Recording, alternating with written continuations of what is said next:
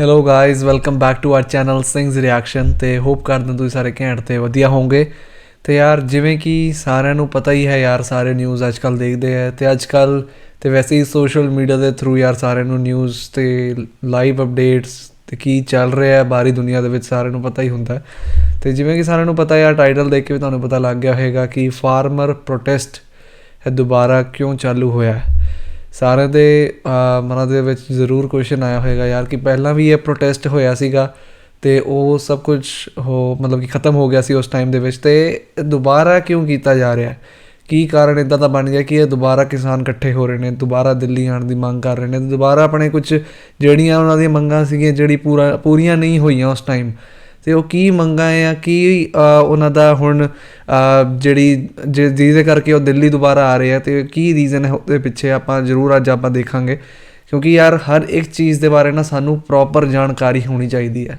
ਆਪਾਂ ਨੂੰ ਇਹ ਨਹੀਂ ਕਰਨਾ ਚਾਹੀਦਾ ਕਿ ਅੱਜ ਕੱਲ੍ਹ ਜਿਵੇਂ ਕਿ ਤੁਹਾਨੂੰ ਪਤਾ ਹੀ ਹੈ ਯਾਰ, ਗੋਦੀ ਮੀਡੀਆ ਕੁਝ ਹੋਰ ਦਿਖਾਉਂਦੀ ਹੈ, ਕਿਸੇ ਹੋਰ ਚੈਨਲ 'ਤੇ ਕੁਝ ਹੋਰ ਹੋਏਗਾ, ਕਿਸੇ ਹੋਰ 'ਤੇ ਕੁਝ ਹੋਰ ਹੋਏਗਾ। ਅਤੇ ਉਸ ਤੋਂ ਪਹਿਲਾਂ ਸਾਨੂੰ ਆਪ ਨੂੰ ਪਹਿਲਾਂ ਦੇਖਣਾ ਚਾਹੀਦਾ ਕਿ ਯਾਰ ਕੀ ਸਹੀ ਹੈ ਅਤੇ ਕੀ ਗਲਤ ਹੈ।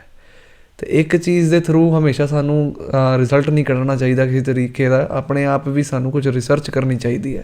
ਅਤੇ ਅੱਜ ਆਪਾਂ ਕੁਝ ਵੀਡੀਓਜ਼ ਦੇਖਾਂਗੇ। ਅਤੇ ਇੱਕ ਮੈਂ ਵੀਡੀਓ ਯਾਰ ਥੋੜ੍ਹੀ ਜਿਹੀ ਸਟਾਰਟਿੰਗ ਦੇਖੀ ਸੀਗੀ ਅਤੇ ਮੈਨੂੰ ਕਾਫੀ ਇੰਟਰਸਟਿੰਗ ਲੱਗ ਰਹੀ ਸੀ। ਬੰਦੇ ਨੇ ਕਾਫੀ ਤਰੀਕੇ ਨਾਲ ਸਮਝਾਇਆ ਗਿਆ ਇਸ ਵੀਡੀਓ ਦੇ ਰਾਹੀਂ ਕਿ ਕੀ ਹੈਗਾ ਫਾਰਮਰ ਪ੍ਰੋਟੈਸਟ ਦੇ ਅੰਦਰ, ਅਤੇ ਕੀ ਮਤਲਬ ਕਿ ਕਿਹਦਾ ਇਹਦੇ ਵਿੱਚ ਫੋਲਟ ਹੈਗਾ ਅਤੇ ਕੀ ਹੈਗਾ, ਅੱਜ ਆਪਾਂ ਦੇਖਾਂਗੇ ਇਸ ਵੀਡੀਓ ਦੇ ਰਾਹੀਂ। ਅਤੇ ਵੀਡੀਓ ਨੂੰ ਪੂਰਾ ਐਂਡ ਤੱਕ ਦੇਖਣਾ ਯਾਰ, ਕਿ ਤੁਹਾਨੂੰ ਵੀ ਕੁਛ ਨੌਲੇਜ ਮਿਲੇ, ਮੈਨੂੰ ਵੀ ਮਿਲੇਗੀ, ਅਤੇ ਬਾਕੀ ਸਾਰੇ ਵਿਊਅਰਸ ਜਿਹੜੇ ਸਾਰੇ ਵੀਡੀਓ ਨੂੰ ਦੇਖ ਰਹੇ ਉਹਨਾਂ ਨੂੰ ਵੀ ਜ਼ਰੂਰ ਕੁਝ ਜਾਣਕਾਰੀ ਮਿਲੇਗੀ ਵੀਡੀਓ ਦੇ ਰਾਹੀਂ। ਤਾਂ ਬਿਨਾਂ ਕਿਸੇ ਟਾਈਮ ਨੂੰ ਵੇਸਟ ਕਰਦੇ ਹਾਂ, let's start with the video. नमस्कार, ये आकाश की वाणी प्रसारण सेवा है। वैलेंटाइंस डे का माहौल देश के ਅਤੇ ਯਾਰ ਗਾਈਜ਼, ਇਹ ਵੀਡੀਓ ਹੈਗੀ ਹੈ ਆਕਾਸ਼ ਬੈਨਰਜੀ ਦੇ ਚੈਨਲ 'ਤੇ, ਤੁਸੀਂ ਵੀ ਦੇਖ ਸਕਦੇ ਹੋ। ਅਤੇ ਇਹ ਬੰਦਾ ਕਾफ़ी ਯਾਰ ਸੌਰਟਡ ਵੀਡੀਓ ਬਣਾਉਂਦਾ ਪੁਆਇੰਟ ਟੂ ਪੁਆਇੰਟ, ਅਤੇ ਦੇਖਦੇ ਯਾਰ ਕੀ ਹੈਗਾ ਵੀਡੀਓ ਦੇ ਵਿੱਚ। दुश्मनों को प्यार भरा संदेश देने की तैयारी। शंभू इंटरनेशनल बॉर्डर पर घुसपैठियों के खिलाफ सख्त नाकाबंदी। जहां ही देखो barricade he barricade, make in India का जीता जागता प्रतीक। साथ ही साथ लेटेस्ट कटिंग एज टेक्नोलॉजी का प्रदर्शन। वो टेक्नोलॉजी यार ये वीडियो भी ना दिखी।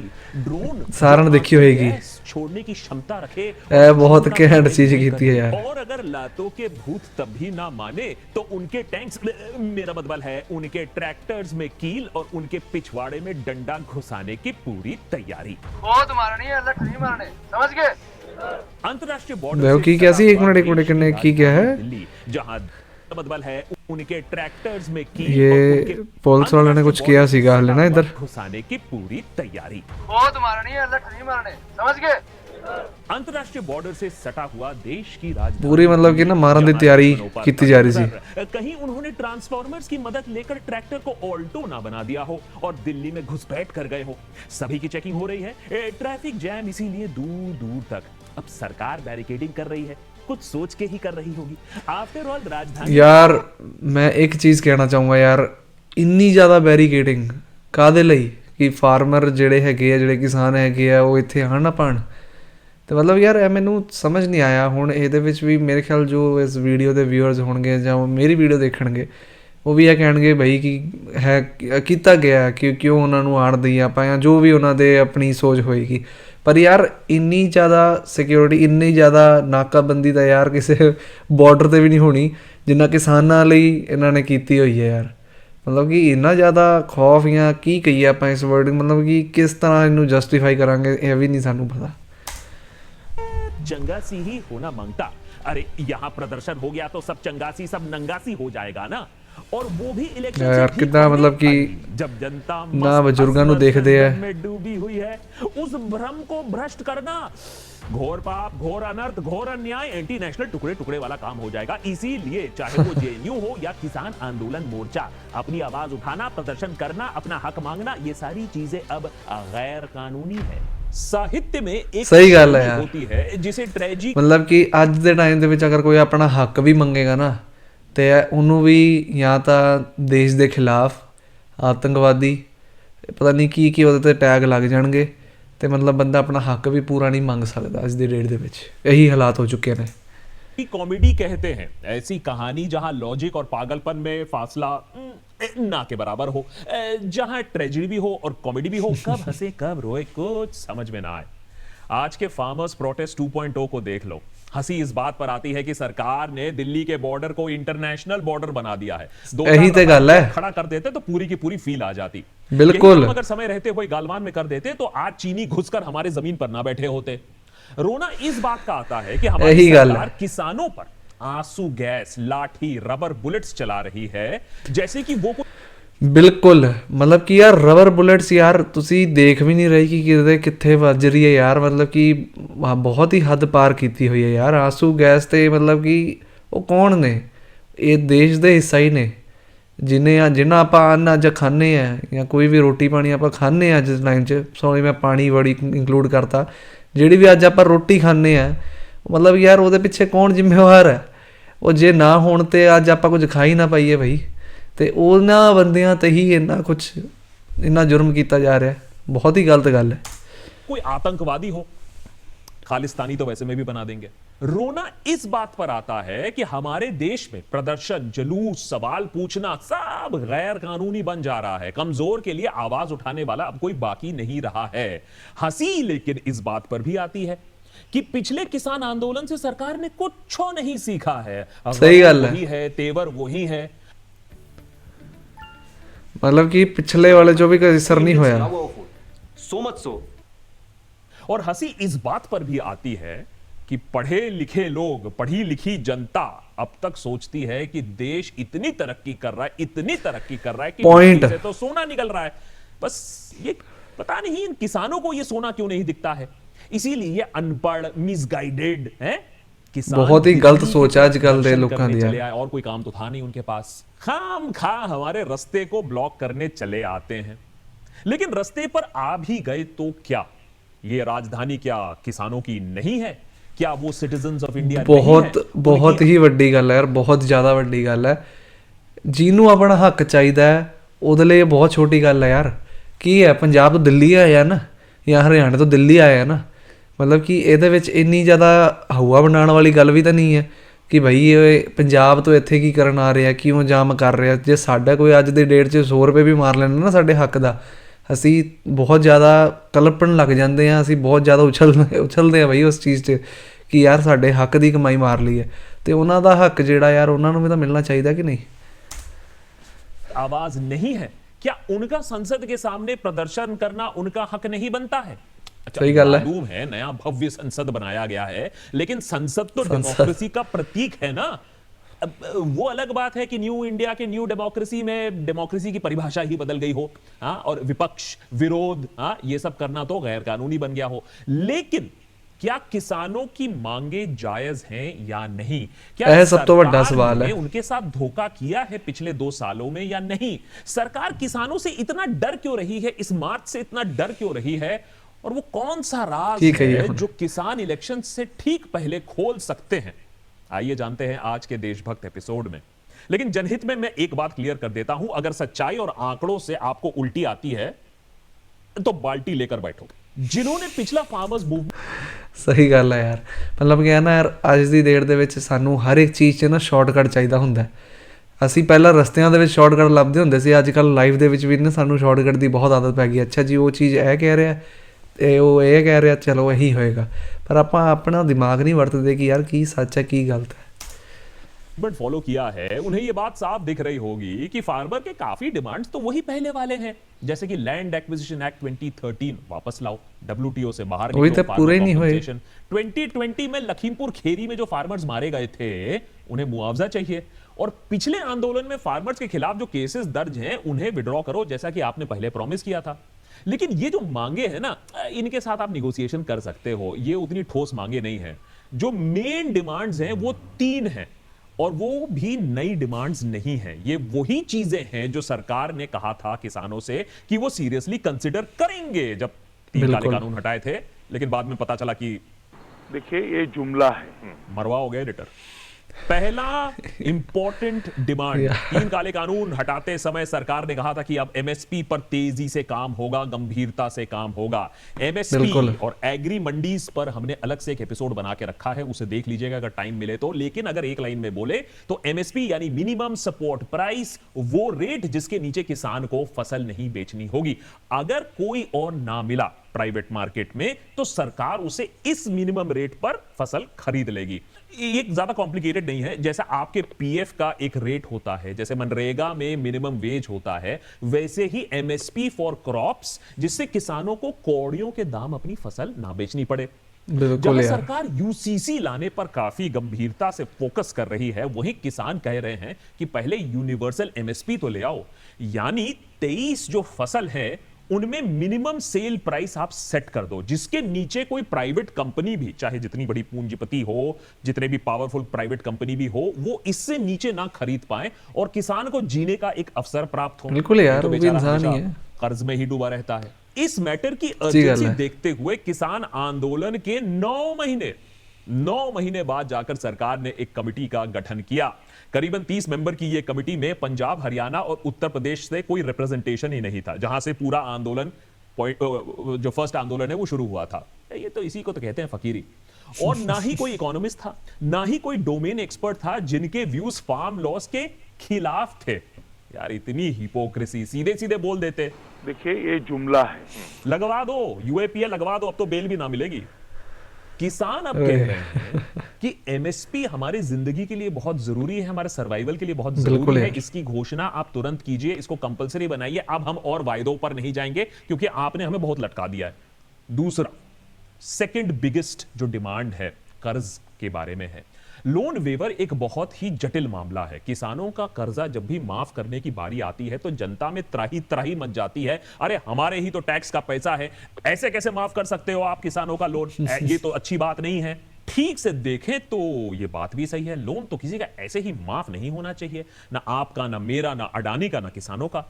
लेकिन जब सरकार पिछले 10 सालों में चुपचाप 7 लाख करोड़ रुपए कॉर्पोरेट लोन्स माफ कर देती है, बहुत बड़ी रकम है भाई। देखिए अंग्रेजी और इकोनॉमिक भाषा में बोले तो फिर वो लॉस नहीं लगता है। 7 लाख करोड़ रुपए राइट ऑफ कर देती है, तब हम बोलते हैं सरकार ने किया होगा, कुछ सोच के ही किया होगा। यही तो कर लेना यार। किसान अपने ट्रैक्टर का लोन अगर ना चुका पाए, 1-2 लाख रुपए की भी बात हो, तो या तो उसे जेल जाना पड़ता है, कभी कभी तो उसके ऊपर से ही ट्रैक्टर चल जाता है, और अगर जिंदा बच भी जाता है तो साहूकार के कर्जे के नीचे फिर वो दम ही तोड़ देता है। वही तो कर आजादी ले के सारी। इतने सालों बाद भी दिल्ली के जंतर मंतर में या सिंघू बॉर्डर पर कभी किसान आंदोलन छोड़ के इंडस्ट्रियलिस्ट का आंदोलन देखा है कि इंडस्ट्रियलिस्ट बोल रहा है, कॉर्पोरेट क्योंकि उन्हां दा काम सारी जांदा है। माफ करो, सोचने वाली बात है ना कि नेता टाइप लोग बोलते जरूर हैं जय जवान जय किसान, लेकिन अंदर कुछ और कर रहे होते हैं, किसी और की जय चल रही होती है, क्योंकि जवानों के नाम पर तो वोट मांगे जाते हैं और किसानों का खून चूसा जाता है। If you are someone who यार मतलब मैं की कहा यार, बहुत ही सच्ची गल है यार। ये ते procrastinates a lot, no matter how hard you try, but you cannot get things anyways, तीसरा Facts है क्या? biggest Facts। demand है। भारत रत्न से आपने एमएस स्वामीनाथन को अवार्ड तो कर दिया, बहुत अच्छी बात है, उन्हें यह सम्मान मिलना भी चाहिए था, लेकिन उन्हीं की स्वामीनाथन कमीशन रिपोर्ट धूल चाट रही है। एमएस ना ही फादर ऑफ ग्रीन रेवोल्यूशन, जैसे हम लोग टेक्स्ट बुक में पढ़ते हैं, वो ना ही फादर ऑफ ग्रीन रेवोल्यूशन थे, बल्कि हमारे देश के किसान और हमारे देश की एग्रीकल्चर के बारे में बहुत फिक्र करते थे। स्वामीनाथन रिपोर्ट ने सरकार को कई सुझाव दिए हैं, जिसे अगर माना होता तो आज ये सिचुएशन ना होती। Extensive land reform, distributing of surplus and waste land, कि भैया लोगों को और जमीन मिले, prime agricultural and forest land corporates के हाथ में ना जाए। यार यही तो गल है सारी। इंपोज नहीं हो रहा है, लोगों को ग्रेजिंग राइट्स देना, ज्यादा गवर्नमेंट एक्सपेंस माने पब्लिक आजकल सब होशियार है यार, सारा नु पता है क्यों नहीं किया जा रहा है। Development, water conservation and promotion of conservation farming and biodiversity, जिससे और भी अवसर बढ़े। 4% ब्याज पे फार्मर्स को लोन मिले, और अगर फसल सही ना निकले तो ब्याज पर माफी, नॉट प्रिंसिपल, ब्याज पर माफी। ऐसा हेल्थ इंश्योरेंस पॉलिसी जो फार्मर को, क्रॉप को और लाइफ स्टॉक को कवर करे। एंड ऑफ कोर्स सबसे इंपॉर्टेंट जो उनका सजेशन था, एमएसपी का रेट बढ़ाओ, at least 50% above the weighted average cost of production. वही तो है ना यार। C2+50 फॉर्मूला बोलते हैं, यानी सारी इनपुट कॉस्ट को मिलाने के बाद भी फार्मर को एक डिसेंट प्रॉफिट मिलना चाहिए। 2 दशक यार हो ਅੱਜ गए, ਦੇ ਟਾਈਮ 'ਚ ना बीजेपी जाके देखो कांग्रेस की हाल सरकार ਹੋਇਆ ने ਪਿਆ इस फार्मर्स रिपोर्ट ਦਾ। के recommendation ਤੇ ਹੁਣ ਕੁਝ ਲੋਕ ਇਹ ਵੀ ਕਹਿਣਗੇ ਕਿ ਯਾਰ ਉਹ ਤੇ ਇੰਨੀ ਮਹਿੰਗੀਆਂ ਗੱਡੀਆਂ 'ਚ ਘੁੰਮ ਰਹੇ ਆ, ਉਹ ਤੇ ਯਾਰ ਦੇਖੋ ਕਿੰਨੇ ਮਹਿੰਗੇ ਕੱਪੜੇ ਪਾਏ ਹੋਏ ਆ। ਪਰ ਯਾਰ ਹੁਣ ਕੀ ਤੁਸੀਂ ਚਾਹੁੰਦੇ ਹੋ ਕਿ ਹੁਣ ਫਾਰਮਰ ਜਿਹੜਾ ਹੈ ਉਹ ਜੇ 4 ਪੈਸੇ ਕਮਾਉਂਦਾ ਆਪਣੇ ਆਪ ਤੇ ਖਰਚੇ ਵੀ ਨਾ, ਮਤਲਬ ਇਹ ਤਾਂ ਹੈ ਨਹੀਂ ਹੁਣ ਉਹ ਫਟੇ ਪੁਰਾਣੇ ਕੱਪੜੇ ਪਾ ਕੇ ਘੁੰਮੇਗਾ, ਉਹਦੀ ਵੀ ਆਪਣੀ ਕੋਈ ਜ਼ਿੰਦਗੀ ਹੈ। ਅਤੇ ਮਤਲਬ ਕਿ ਯਾਰ ਉਹਨੂੰ ਵੀ ਤਾਂ ਇੱਕ ਡੀਸੈਂਟ ਪ੍ਰਾਈਸ ਚਾਹੀਦਾ ਨਾ ਆਪਣੀ ਜ਼ਿੰਦਗੀ ਬਿਤਾਉਣ ਦਾ ਯਾਰ ਅੱਗੇ। ਮਤਲਬ ਉਹਦੇ ਕੱਪੜਿਆਂ 'ਤੇ ਚਲੇ ਜਾਂਦੇ ਆ ਯਾਰ ਅੱਜ ਕੱਲ੍ਹ ਲੋਕ। ਹੁਣ ਆਪਾਂ ਕੱਪੜੇ ਪਾਏ ਆ, ਆਪਾਂ ਕੀ ਮਤਲਬ ਕਿ ਫਟੇ ਪੁਰਾਣੇ ਥੋੜ੍ਹਾ ਨਾ ਕੱਪੜੇ ਪਾਵਾਂਗੇ ਯਾਰ। ਜੇ ਘੱਟ ਵੱਧ ਜਾਂ ਜ਼ਿਆਦਾ ਕਮਾਉਂਦੇ ਆ ਤਾਂ ਆਪਾਂ ਕੱਪੜੇ ਤਾਂ ਉਸ ਹਿਸਾਬ ਨਾਲ ਪਾਵਾਂਗੇ ਨਾ ਕਿ ਯਾਰ ਕਿ ਨਹੀਂ, ਕਿ ਇੱਕ ਆਪਣੀ ਪਹਿਚਾਣ ਹੁੰਦੀ ਹੈ, ਆਪਣੀ ਇੱਕ ਇੱਜ਼ਤ ਹੁੰਦੀ ਹੈ। ਪਰ ਲੋਕ ਪਤਾ ਨਹੀਂ ਕਿਉਂ ਨਹੀਂ समझते यार, समझ नहीं आती गल। को सीरियसली इंप्लीमेंट किया, लेकिन अब देखिए इलेक्शन का समय है, तो अभी राहुल गांधी सारा मुद्दा ही ये है। अब वो एमएसपी को लीगल राइट बना देंगे अगर कांग्रेस पावर में आती है। इलेक्शन का टाइम है, बेनिफिट मिल सकता है। इलेक्शंस को 1 महीना बाकी है। अब नेचुरल सी बात है कि मोदी सरकार के समर्थक कह रहे हैं कि ये सब तो एक पॉलिटिकल चाल है, ये सब तो झांसा है। अभी तक फार्मर्स को खालिस्तानी बोला नहीं, वो भी कुछ ही दिनों में बोल देंगे, लेकिन बोल ही रहे हैं यार, सरकार इस आंदोलन को दबाना चाहती है, क्योंकि हक इससे दी गल हमारे करन तां देश का खालिस्तानी एक कड़वा सच भी सामने आ तो जाएगा। बंदा की इलेक्शन करेगा? और no election, of course election के समय आ जाएगा तो गड़बड़ हो जाएगी। अभी तक देश का एक बहुत बड़ा हिस्सा 5 ट्रिलियन टन इकोनॉमी, विश्व गुरु, प्राण प्रतिष्ठा में उसी की धुन में मग्न है। उनके लिए अमृतकाल आ चुका है, आएगा नहीं, आ चुका है। ऐसे लोगों को अगर आप low per capita income, health care और एजुकेशन क्राइसिस, रूरल डिस्ट्रेस, चलो मैं किसी धर्म के खिलाफ नहीं है यार, सब नूं सारा दा हक अपना चाहिदा हुंदा, पर ਜਿਹੜੇ ਆਮ ਬੰਦੇ ਦੀ ਇੱਕ ਇਨਕਮ ਹੈ ਯਾਰ, ਤੁਸੀਂ ਪੁੱਛ ਕੇ ਦੇਖੋ ਬਾਹਰ ਕਿਸੇ ਗਰੀਬ ਬੰਦੇ ਨੂੰ ਉਹਦੀ ਇਨਕਮ, ਉਹਦਾ ਮਹੀਨੇ ਦਾ ਕਿੰਨਾ ਖਰਚਾ ਚੱਲਦਾ ਉਹਦੇ ਬਾਰੇ ਕੌਣ ਦੇਖੇਗਾ? ਉਹਦਾ ਸਰਕਾਰ ਨੂੰ ਹੀ ਦੇਖਣਾ ਪਏਗਾ ਨਾ। ਪਰ ਸਰਕਾਰ ਦਾ ਧਿਆਨ ਹੀ ਕਿਤੇ ਹੋਰ ਹੈਗਾ। ਮਤਲਬ ਕਿ ਯਾਰ ਧਰਮਾਂ ਦੇ ਨਾਮ 'ਤੇ ਨਹੀਂ ਚੱਲਦਾ। ਧਰਮ ਵੀ ਆਪਣੀ ਜਗ੍ਹਾ ਬਹੁਤ ਜ਼ਰੂਰੀ ਚੀਜ਼ ਹੈ। ਹਰ ਇੱਕ ਬੰਦੇ ਨੂੰ ਆਪਣੇ ਧਰਮ ਦਾ ਬਹੁਤ ਜ਼ਿਆਦਾ ਰਿਸਪੈਕਟ ਅਤੇ ਮੰਨਣਾ ਚਾਹੀਦਾ ਉਸ ਚੀਜ਼ ਨੂੰ। ਪਰ ਜ਼ਿੰਦਗੀ ਜਿਉਣ ਲਈ ਪੈਸੇ ਦੀ ਵੀ ਜ਼ਰੂਰਤ ਹੁੰਦੀ ਹੈ। आधी जनसंख्या खेती में, खेती बाड़ी या 50% उसमें जॉब्स में जुड़ी पॉपुलेशन है एग्रीकल्चर पे डिपेंड। आधी जनसंख्या को बहुत ज्यादा कठिनाइयों का सामना करना पड़ता है। इनपुट प्राइसेस बढ़ रही हैं, क्लाइमेट भी चेंज हो रहा है, फसल के दाम उनको कम मिल रहे हैं, क्रेडिट मिलता नहीं है। अब इस सब के चलते किसान वही का वही फंसा हुआ है सालों से, दशकों से। ये इतना कॉम्प्लिकेटेड प्रॉब्लम है कि ना बीजेपी ना कांग्रेस इसको सुलझा पाएगी, और इसीलिए इस पर सिर्फ पॉलिटिक्स ही खेला जाता है। रिसर्च ये बताता है कि ग्रामीण इलाकों में सिर्फ खाने का खर्चा घर का आधा बजट अब खत्म कर रहा है। अब आप सोचो कि अगर आधा बजट में सिर्फ खाने में चले गया तो आदमी पहनेगा क्या, आदमी पढ़ेगा क्या, आदमी खर्चा क्या करेगा? और इसीलिए रूरल इकोनॉमी भी डिस्ट्रेस में दिख रही है। रूरल इंडिया में वेजेस अगर आप बात करें इन्फ्लेशन के साथ एडजस्ट करने के बाद, तो वो कम हो रहा है, लिटरली कम हो रहा है। पिछले 1 दशक की अगर हम बात करें तो आमदनी कम हुई है, बढ़ी नहीं है। बहुत की दी रही है। बताती है कि अगर 2014 से 2022 ਉਹੀ ਫਾਰਮਰ ਦੀ ਤਾਂ ਤੁਸੀਂ ਬਿਲਕੁਲ ਹੀ ਭੁੱਲ ਜਾਓ। ਕਿਹੜੇ ਫਾਰਮਰ ਦੀ ਸੁਣੀ ਹੈ ਕਿ ਜਿਹੜੀ ਇਨਕਮ ਇੰਨੀ ਵੱਧ ਰਹੀ ਹੋਏ? करीबन 8 साल में 1% 1% ਕੀ ਹੁੰਦਾ ਯਾਰ? 1% शायद यही वजह है कि सरकार डेटा नहीं 8 ਸਾਲਾਂ 'ਚ 1% पॉवर्टी इन इंडिया, क्योंकि ये रिपोर्ट, ये आंकड़े साफ साफ दिखा देगी कि डीमोनेटाइजेशन। ਆਪਾਂ ਦੇਖਿਆ ਹਲੇ 50% ਡੇਟਾ ਦਾ ਹਿਸਾਬ ਨਾਲ 50% ਕਿੰਨੀ ਵੱਡੀ ਪੋਪੂਲੇਸ਼ਨ ਹੈ ਇੰਡੀਆ ਦੀ, ਤੇ ਅੱਧੀ ਪੋਪੂਲੇਸ਼ਨ ਜੇ ਐਗਰੀਕਲਚਰ ਤੇ ਡਿਪੈਂਡ ਹੈ, ਉਹਨਾਂ ਦੀ ਸਿਰਫ ਜਿਹੜੇ ਵੇਜਸ ਹੈ, ਜਿਹੜੇ ਇਨਕਮ ਹੈ 1% ਨਾਲ ਇੰਕਰੀਜ਼ ਹੋਣਾ 8 ਸਾਲਾਂ ਦੇ ਵਿੱਚ, ਉਹਨਾਂ ਦਾ ਕੀ ਗੁਜ਼ਾਰਾ ਹੁੰਦਾ ਹੋਏਗਾ? Sudden lockdown, faulty GST implementation की जो असली मार है वो रूरल एरियाज पर कैसे पड़ी है। और बात यहां ये नहीं है कि वोट किसको मिलेगा, आएगा कौन या नहीं आएगा कौन, बात यह है कि लोगों की माली हालत कैसी है। अगर ये फार्मर प्रोटेस्ट एक पॉलिटिकल स्टंट है तो वो इसलिए है कि फार्मर्स भी जानते हैं कि अगर सरकार से कुछ मनवाना है तो इलेक्शन से पहले ही सबसे चंगा समय है, क्योंकि वोट की भाषा इज द ओनली भाषा जो सरकार समझती है।